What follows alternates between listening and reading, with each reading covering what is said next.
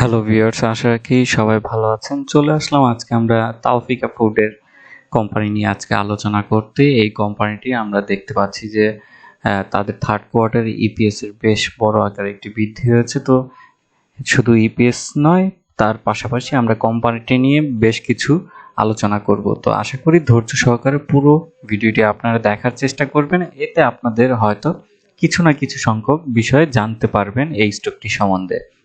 তো একটি কথা না বললেই নয়, শেয়ার বাজার ঝুঁকিপূর্ণ জায়গা, তাই জেনে বুঝে তার বাদে বিনিয়োগ করার চেষ্টা করুন।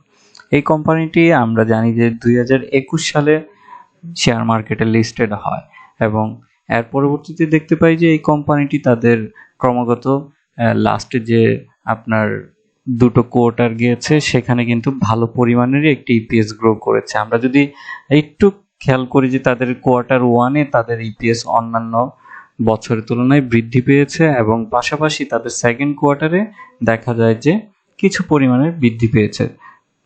যদিও সেকেন্ড কোয়ার্টারে তাদের বিজনেসটা কম হয়েছে, কারণ যেহেতু আমরা জানি যে তাওফিকা ফুডে বেসিক্যালি হচ্ছে যে তাদের আইসক্রিমের, সে কারণে হচ্ছে যে শীতের সময় তাদের সেকেন্ড কোয়ার্টারটা পড়ায় ওই ধরনের বিজনেসটি হয়নি। কিন্তু থার্ড কোয়ার্টার যেহেতু গরম মৌসুম শুরু হয়ে যায়, সেই কারণে কোম্পানিটির আমরা দেখতে পারি যে 58 পয়সা ইপিএস হয়, যেখানে ছিল গত বছর 26 পয়সা। এবং আপনার এখানে দেখা যায় যে তৃতীয় প্রান্তিকে প্রায় আমরা দেখতে পাচ্ছি যে 123% মতন বৃদ্ধি পায় এবং টোটাল 9 মাসে ইপিএস বৃদ্ধি পেয়েছে 49%। এবং কোম্পানিটি আমরা দেখতে পাচ্ছি যে 9টা মাসে তাদের টোটাল ইপিএস হয়েছে আপনার 1 টাকা 13 পয়সা, যেখানে গত বছর ছিল 76 পয়সা। তো তাদের অলমোস্ট আমরা দেখতে পাচ্ছি যে বিজনেসটা ভালো আকারে গ্রো করেছে। এবং কোম্পানিটির এখন যদি আমি কিছু বিশ্লেষণ করি, তাদের এখন পর্যন্ত যে গ্রোথটা হচ্ছে একটু স্লোলি আমার কাছে মনে হচ্ছে, যে কারণ তাদের প্রোডাক্টটা সব জায়গায় অ্যাভেলেবল না। যেখানে ইগলু পুলার যতটুকু আগবাড়ি আছে, সেক্ষেত্রে তাওফিকা ফুডের এতটা পরিমাণের আমি এখন পর্যন্ত জনপ্রিয়তা কিংবা অ্যাভেলেবল জিনিসটা দেখিনি। তবে তাদের প্রোডাক্টটা আমার কাছে মনে হয়েছে যে অ্যাজ এ দেশি মানে কোম্পানি হিসেবে তাদের ইগলুর সমপরিমাণের টেস্ট না হলেও বেশ ভালো একটা কোয়ালিটি আছে তাদের প্রোডাক্টের, যেটা আমার কাছে খুবই ভালো লেগেছে। যার ফলে তাদের আমার কাছে মনে হচ্ছে যে ব্র্যান্ডিং এর দিকে আরেকটু ফোকাস করাটা উচিত এবং অ্যাভেলেবল জিনিসটা সব জায়গায় রাখাটা উচিত। তাহলে হয়তো তাদের বিজনেসটা অনেকাংশে আরো ভালো আকারে গ্রো হবে।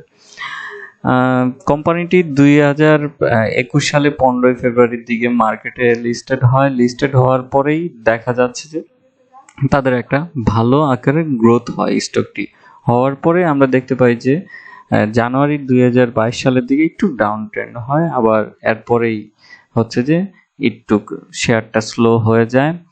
তো আমার কাছে মনে হচ্ছে যে অ্যাজ এ কোম্পানি হিসেবে আরেকটু গ্রোথ হওয়াটা ভালো, তাহলে হয়তো স্টকের থেকে আমরা হয়তো প্রাইস গেইনটা দেখতে পাবো। এছাড়া আমি খুব শর্ট টার্মে বলবো না যে ভালো আকারের হয়তো প্রচুর পরিমাণে তাদের প্রাইস হাই হয়ে যাবে, এরকম আমি কোনো ইন্ডিকেটর পাচ্ছি না। যেটি আমার কাছে মনে হচ্ছে যে তাদের বিজনেস যদি গ্রোথ হয়, তাহলে হচ্ছে যে ইপিএসেও একটা পজিটিভ ভালো কিছু দেখব এবং পাশাপাশি যেটা হচ্ছে গিয়ে তাদের ভালো একটা ডিভিডেন্ড দেখতে পাবো। কারণ গত বছর দেখা গিয়েছে যে তাদের যে ডিভিডেন্ডটা ডিক্লারেশন করে সেটি ছিল 11% ক্যাশ। তবে এটি পজিটিভ দিক যে তারা ক্যাশ ডিভিডেন্ডটা দেওয়াটা উচিত মনে করেছে এবং যেটি দিয়েছে, যেটা আমরা সচরাচর কোনো কোম্পানিদেরকে খুব একটা দিতে দেখি না, যেটি আমার কাছে খুব একটা ভালো একটা পজিটিভ দিক মনে হয়েছে।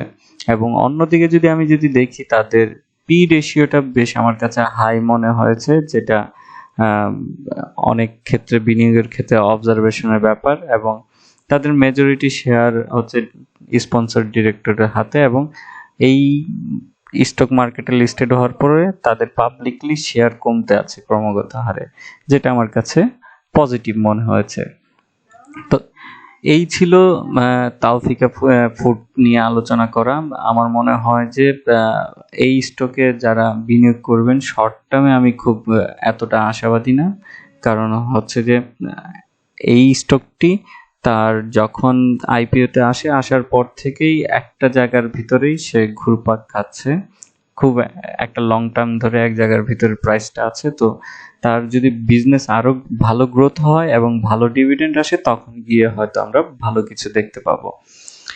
তো আজকে এতটুকুই, ভালো থাকুন, সুস্থ থাকুন, ধন্যবাদ।